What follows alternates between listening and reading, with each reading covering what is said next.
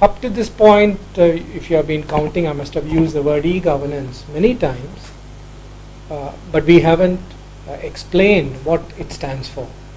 What is e-governance? We are familiar with many phrases which have multiple words, like artificial intelligence, cyber security, two-word phrases. E-governance is one similar phrase which stands for electronic governance.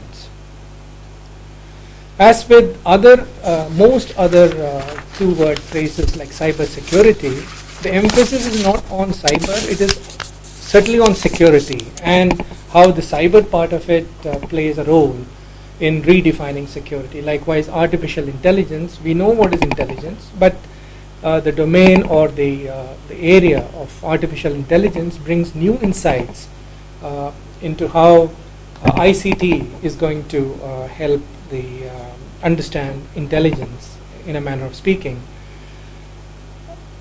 E-governance too is like I just mentioned, is a two-word phrase, and the emphasis is on not on electronic but on the second word, governance.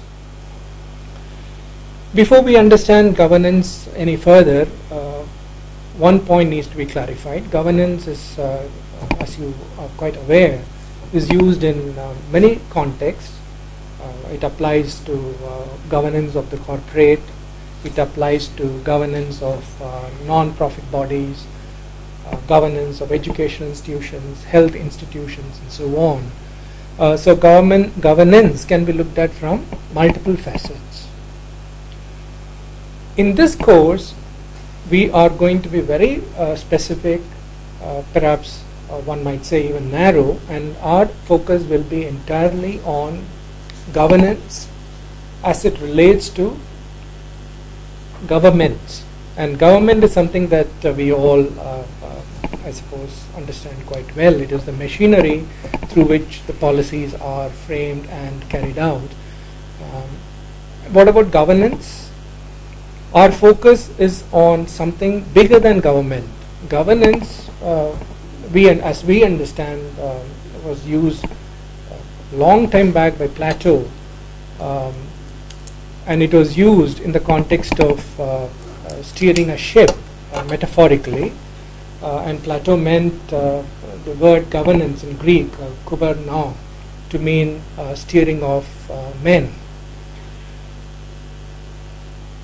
And this has very broad connotations. When we talk about steering of men, there are multiple connotations. We'll go through those in the sessions that will follow.